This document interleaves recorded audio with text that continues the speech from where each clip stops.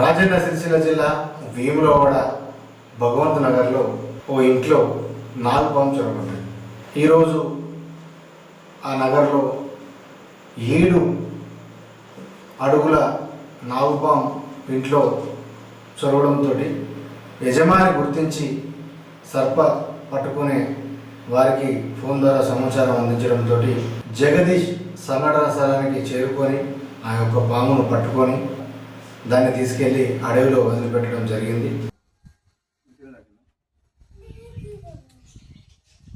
తగ్గి మంచిగా ఉండేట్టు చూడు.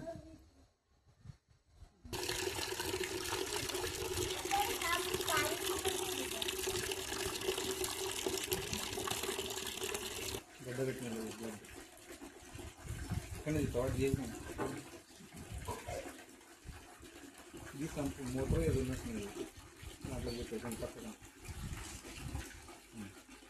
కడతావా? ఎట్లా పట్టుకోపోతాం? మరి దీన్ని చేతిలో పట్టుకోపోతావా? మంచిగా దొరికేది ఈజీగా.